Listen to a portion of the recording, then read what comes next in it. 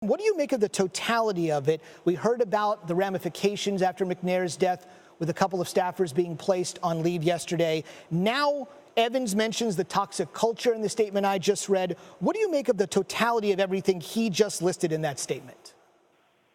Sure, it's certainly massive, Zubin. You mentioned the story we had really on the program culture that ran on Friday, and certainly Wes Robinson, the head athletic trainer, was part of that. But most of the criticism from current and former players and others who have been around the program centered on Rick Court, the head strength coach who was placed on administrative leave this morning, and then also on DJ Durkin because of the closeness between Durkin and Court. One source telling us they speak the same language, another source telling us that Court was Durkin's confidant. You know, Durkin himself saying that he was his most important hire, his first hire as the head coach. So I think that the combination of the two and how close they were and the culture that was created there that allegedly is so abusive led to this decision this afternoon after the court decision earlier today. And I want to reemphasize that the regular season opener is September 1. So with all of this swirling, with 85 scholarship players waiting to see what might happen, a family in mourning, it's a program in disarray.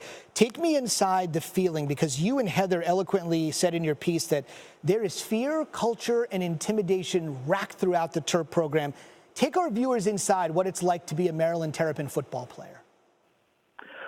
Well, it hasn't been easy. You mentioned the death of Jordan McNair, which has been such an emotional and difficult situation for them to deal with. And again, I think what happened and what accelerated this, Zubin, is that when they started camp about a week ago, the workouts, the schedule, the atmosphere in the program, according to many sources, went back to how it was before the May 29 workout where Jordan became ill and then subsequently passed away. I think that really set off players from what I was told. And obviously our report comes out on Friday. So right now we're told that the reaction was stunned. Certainly that DJ Durkin, who led practice earlier today in College Park, is no longer there. Athletic Director Damon Evans informing the whole team a little bit ago. Matt Canada, as you mentioned, taking over. He's a new assistant, first-year offensive coordinator coming in from LSU. So somebody that wasn't connected to this program in past years, but has been there since January. So it's certainly a difficult time, but it has been difficult for these players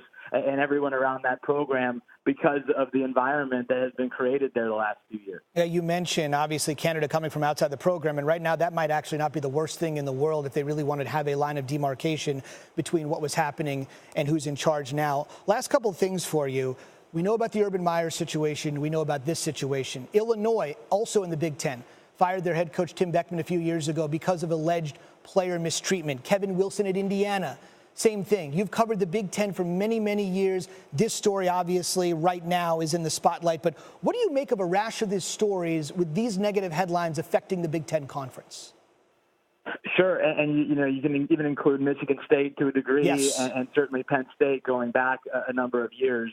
So it's interesting, Zubin. The Big Ten coming off of a tremendous season on the field last year. There was great optimism at their preseason media days a few weeks ago in Chicago from Commissioner Jim Delaney on downline on all the coaches. But then you have Urban Meyer at his press conference mishaps, and then now he's on leave, Durkin on leave, and you've had this run of off-field problems for a conference that prides itself on integrity, on doing it the right way. Having so many different sports and a proud tradition, the oldest conference in the country. So it's certainly a tough situation for the league. I think there's still optimism that this could be a good season on the field, but now you have two coaches on administrative leave and a lot of other programs that have been in negative headlines at least in the last 4 or 5 years. Last thing for you, Adam. It is very rare. Right now we have two coaches on administrative leave, as you mentioned, Meyer and Durkin. It is very rare for a coach to go on administrative leave and return. Leaving the Meyer issue to itself, that'll resolve itself in Columbus. With the lack of things that Durkin has done and the incredible toxicity that is mentioned in this particular statement,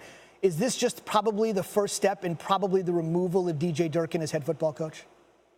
Well, Zubin, I think one of the big differences between Ohio State and this situation, and obviously the circumstances are different. You haven't seen a statement like this from Ohio State Athletic Director Gene Smith. He's obviously got questions to answer of his own, but the strength of this statement from Damon Evans, who was just recently named the athletic director. He's been on staff there for about a year, former Georgia AD. But, the fact that this ends with continues to rebuild the culture of respect in our football program and some of the other language in there, to me, that would be very hard for Durkin to overcome. Now, they're going to investigate. They're going to broaden their investigation, I believe, beyond just what happened on May 29th, and now look at the entire culture of the program. But this is a very strongly worded statement, and I guess if I had to predict, I don't think DJ Durkin's coming back as the football coach. Strongly worded is apt. We just read it in its entirety, and that's probably the best way to present it.